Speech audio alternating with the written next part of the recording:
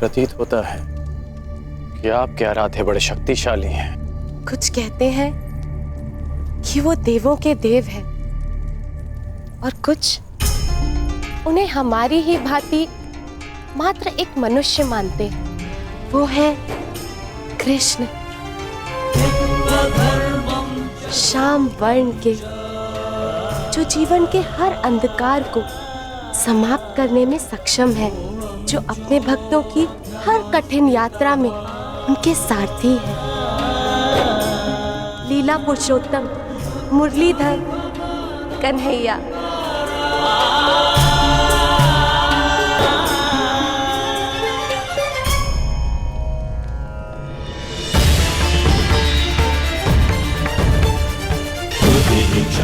स्मरण है ना वो वचन कि तुम एक बार मेरी सहायता के लिए अवश्य आओ।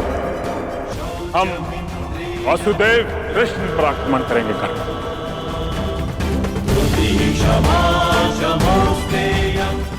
जिसे अपना आदर्श मानकर मैं समाज में परिवर्तन लाना चाहता हूं, उसी वासुदेव से युद्ध कैसे करूं? परंतु जरासंध को दिया वचन भी नहीं तोड़ सकता। मुझे वचन दो मित्र, तुम उस मायावी का मान मर्दन करोगे।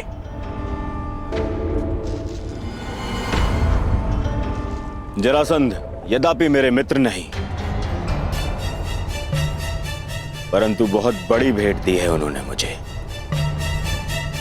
कर्ण, वर्षों से कृष्ण जरासंध के साथ में खेल खेलते आ रहे हैं।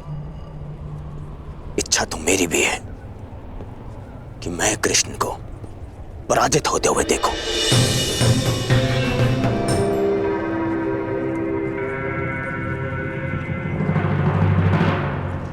जिसे तुमने आज तक देखा नहीं, उनसे इतनी शत्रुता क्यों मित्र? कई लोग उन्हें ईश्वर मानते हैं, अवतार मानते हैं।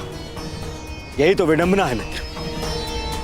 मिथ्या बातों को लोग सत्य मान लेते हैं और एक मायावी को ईश्वर।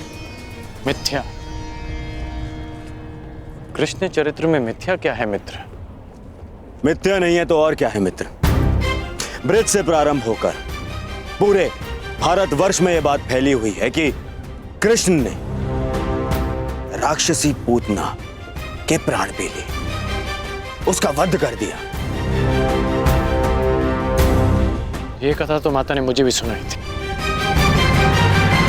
कि उन्होंने पूतना का वध कर दिया।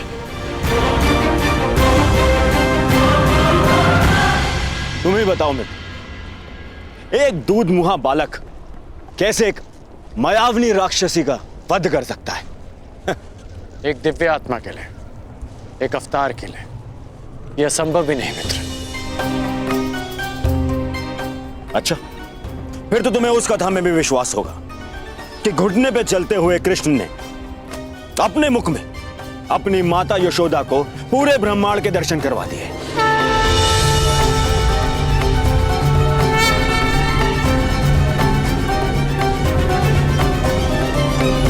ये सब कुचक्र है मित्र, षड्यंत्र है ये।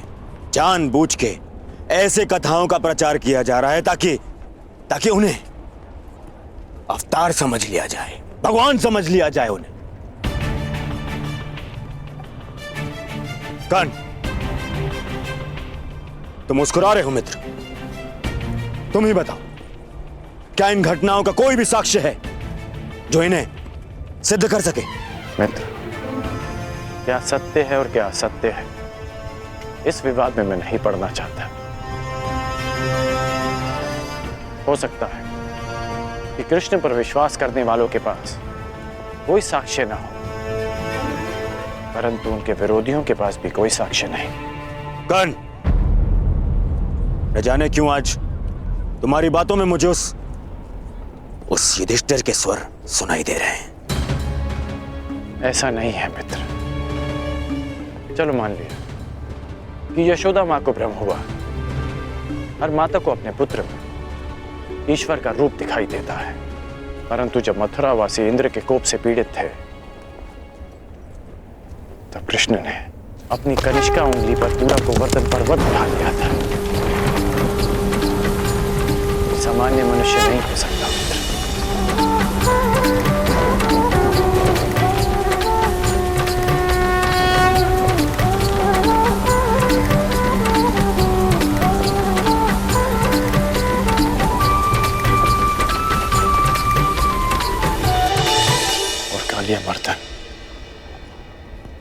क्या ये भी भ्रामक प्रचार लग रहा है?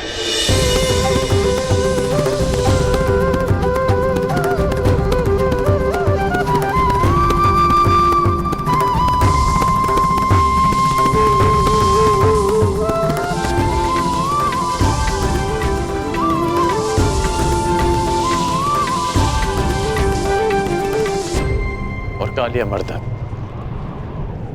क्या वो भी एक असत्य प्रचार था मित्र?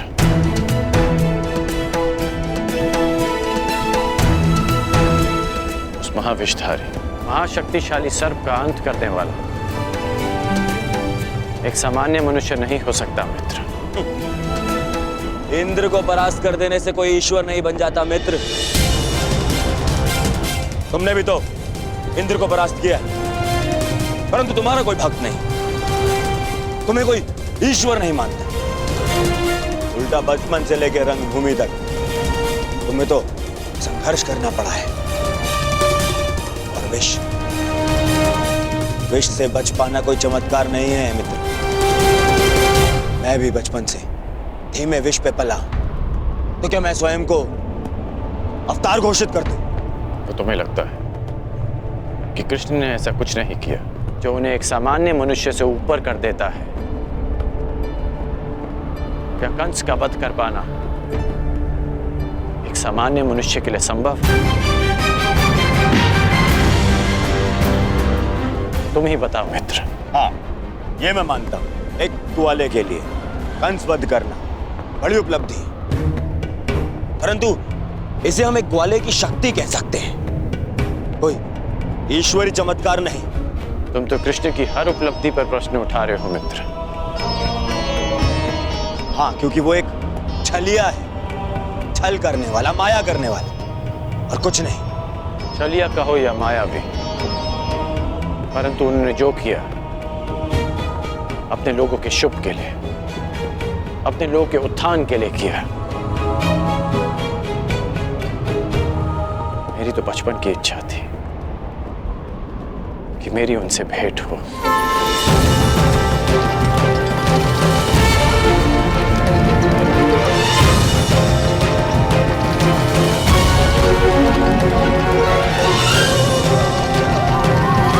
जरासंध के कारण ये भेंट तो होगी।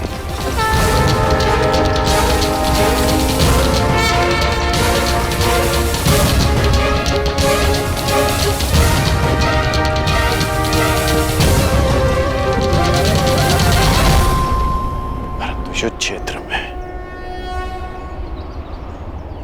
इसकी मैंने कभी कल्पना नहीं की थी। मित्र, मत भूलो कि तुम्हें अपने वचन के लिए उस कृष्ण से युद्ध करना है, और अपने शत्रु से इतना प्रभावित होना विजय का लक्षण नहीं है।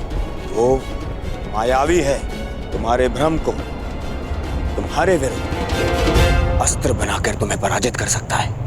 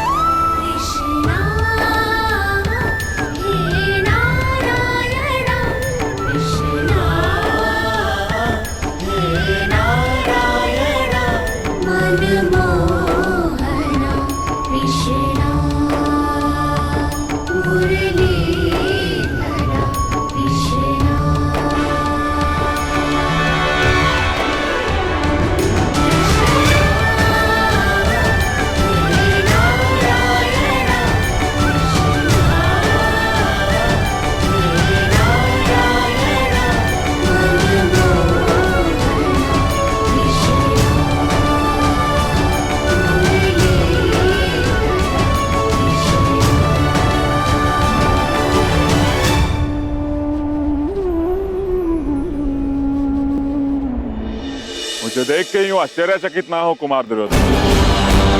मैं यहाँ अंगराज को लेने आया हूँ। परंतु अभी अभी आपका दूत कर्ण को अपने साथ में लेकर गया। परंतु मैंने तो कोई दूत नहीं भेजा। फिर वो कौन था जो कर्ण को ले गया?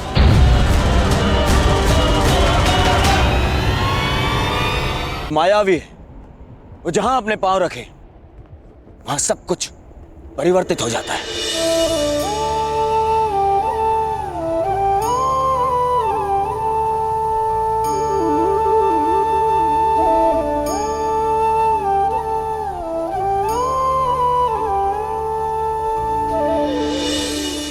वो कब, कहां, किसके पास, किस रूप में पहुंच जाए, यह अनुमान लगाना कठिन है मित्र।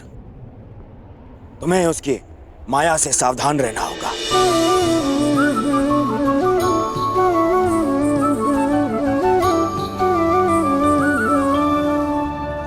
जिनकी प्रशंसा करते आया, कल उन्हीं से युद्ध करना होगा।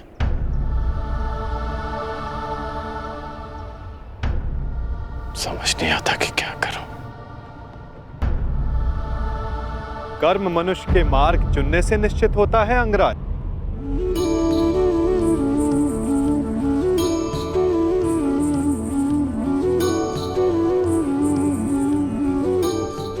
प्रश्न ये करना चाहिए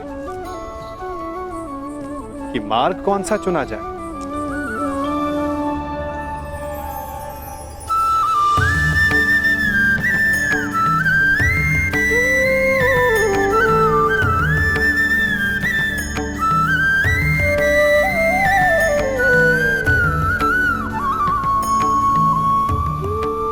क्योंकि लक्ष्य उत्तम होने पर भी यदि मार्ग अनुचित हो तो लक्ष्य प्राप्ति असंभव है।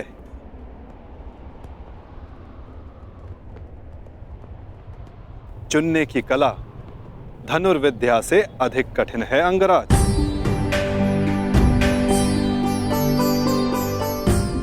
जैसे एक महान योद्धा उचित मार्ग नहीं चुनता तो अनुचित मार्ग उसे चुन लेता है और महान से सामान्य बना देता है।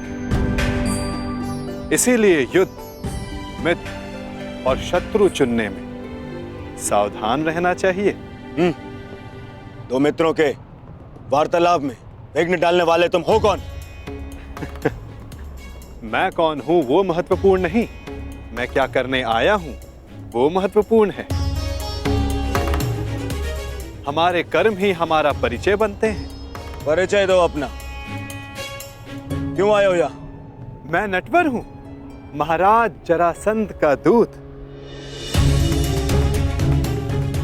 अंगराज को उनके लक्ष्य तक पहुंचाने आया हूं, वहां ले जाने आया हूं जहां उन्हें होना चाहिए। बस, एक राजा को लाने के लिए एक राजा ही आए, यही उचित है। जाओ और जाके कह दो जरासंध से, जब तक वो स्वयं कर्ण को लेने नहीं आएगा, अंगराज कर्ण कहीं नहीं जाएगा। एक राजा को लाने के लिए जरासंध ने दूत भेजा।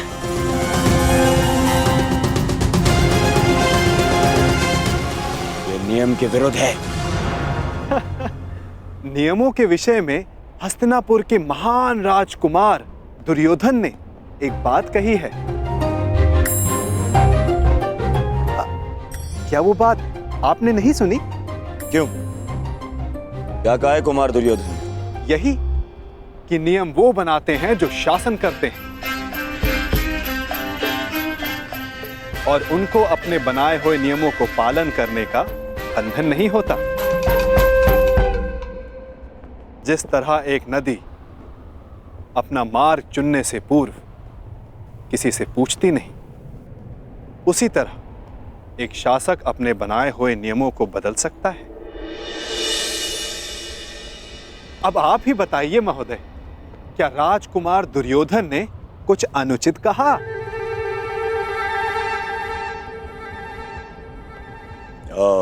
नहीं नहीं, कदापि नहीं।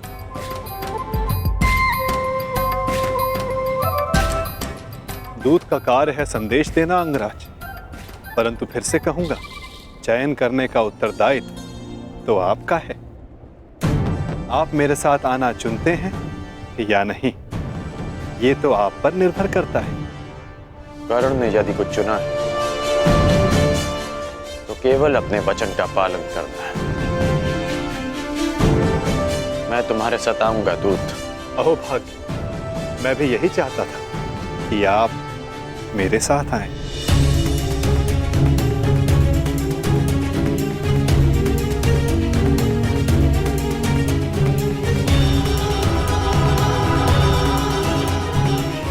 जाओ मित्र, मुझे भी हस्तिनापुर जाना है एक आवश्यक कार्य के लिए। एक उक्ति आपके लिए भी है राजकुमार। ईर्ष्या की अग्नि सबसे पहले ईर्ष्यालु को जलाती है।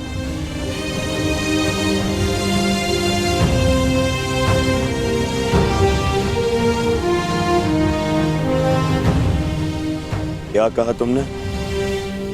बस एक महान पुरुष की उक्ति स्मरण हो आई, सो कह दी।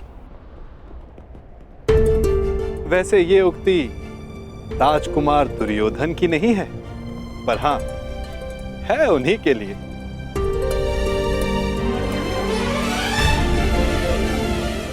आपका दूत आपकी प्रतीक्षा कर रहा है अंगराज।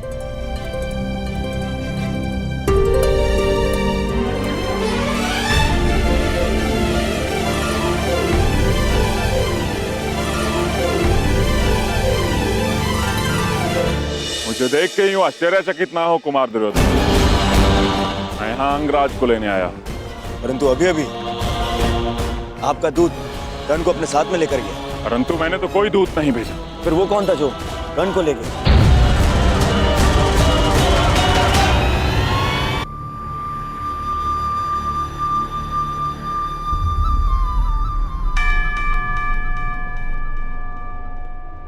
आपको लक्ष्य तक ले जाने का कर्तव्य मेरा है अंगराज, इसलिए रथ के अश्वों को किस दिशा में लेकर जाना है वो मेरे हाथों में। मैं अपना रथ स्वयं चलाना जानता हूं। जानता हूं, परंतु आज आपका सारथी बनने का अधिकार मेरा है। हां, अगली बार मैं ऐसा कर पाऊंगा या नहीं, ये निर्णय तो आपका कर्म और आपका चुनाव करेगा अंगराज।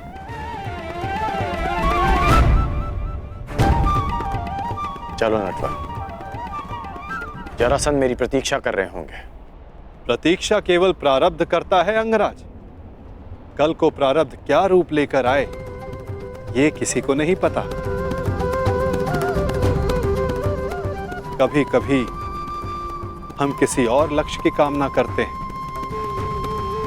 और हमें कोई और लक्ष्य चुन लेता है।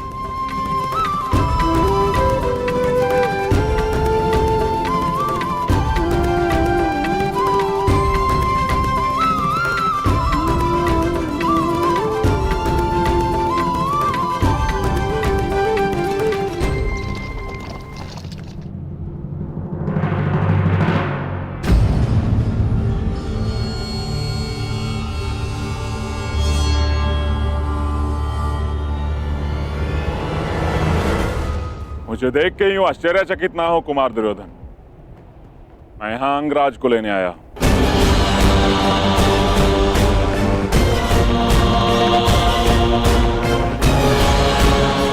परंतु अभी अभी आपका दूत कर्ण को अपने साथ में लेकर गया। दूत? परंतु मैंने तो कोई दूत नहीं भेजा। एक राजा को स्वयं राजा लेने आएगा, यही नियम है। नहीं भेजा? फिर वो कौन था जो कर्ण को ले गया?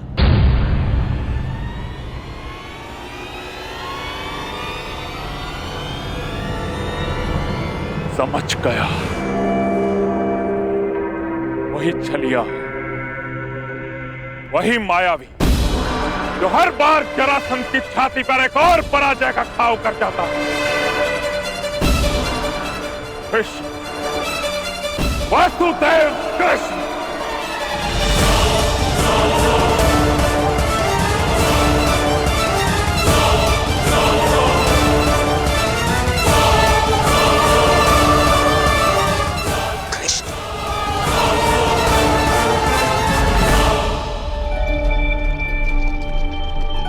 बहुत अच्छी बात कही तुमने कि यदि उचित मार्ग ना चुनो तो अनुचित मार्ग हमें चुन लेता है।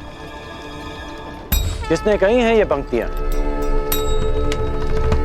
अंगराज प्यासा नदी का मीठा पानी पीता है, उसके उद्गम की खोज नहीं करता। भूखा मीठा फल खाता है, वो फल किस पेड़ पर था उस पर शोध नहीं करता। ठीक उसी प्रकार किसने क्या कहा है वो महत्वपूर्ण नहीं, महत्वपूर्ण कुछ है तो ये कि कही गई बात समझ में आई या नहीं। किसने कहा है उसे ढूंढने निकलोगे तो समझ नहीं आएगा कि क्या करना है। समझ गए ना?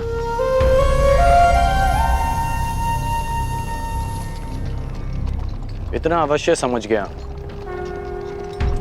कि तुम कोई भी बात सीधी तरीके से नहीं करते। दूत हूं, मार्गदर्शक हूं, और जीवन का मार्ग कभी सीधा नहीं चलता।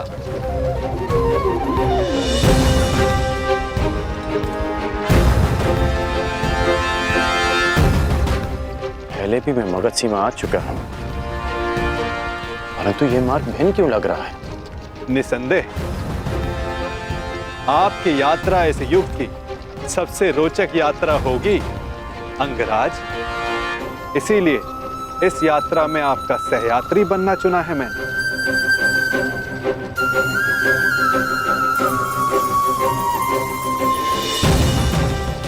परंतु ये यात्रा अंत नहीं। इस यात्रा के पश्चात जीवन का नया मार्ग मिलेगा। अब देखना यह है अंगराज कि आप कौन सा मार्ग चुनते हो।